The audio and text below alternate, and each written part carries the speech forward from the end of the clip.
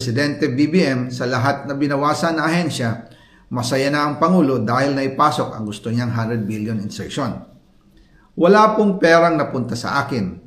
Lahat po ng insertion napunta sa ating Pangulo at Speaker Martin Romualdez.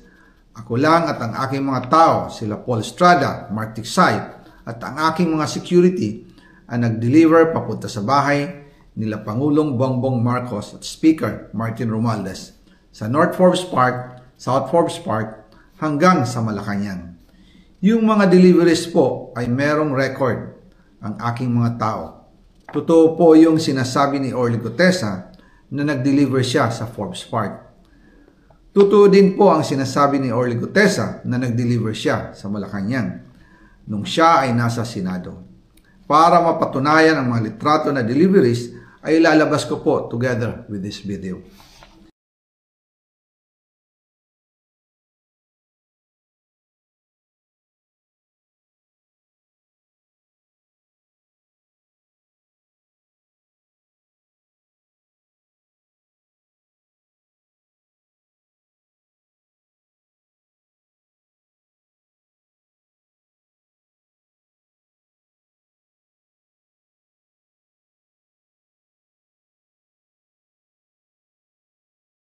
After po ng approval ng budget sa General Appropriations Act of 2025, nagtanong po ako sa DPWH kung magkano ang kailangan na ibigay sa Office of the President o ang SOP na bigayan. Ang sinagot sa akin ay 25%. Ang ibig sabihin nito, 25% ng 100 billion ang SOP na kailangan ibigay kay BBM mismo. In total, 25 billion ang napunta kay Pangulong Bongbong Marcos. Kaya ngayon ay hinahamon ko si Ombudsman Remulla kung seryoso talaga siya sa mga sinasabi niya sa kanyang press release na idadamay niya pati si Martin Romualdez kung magbibigay ako ng ebidensya.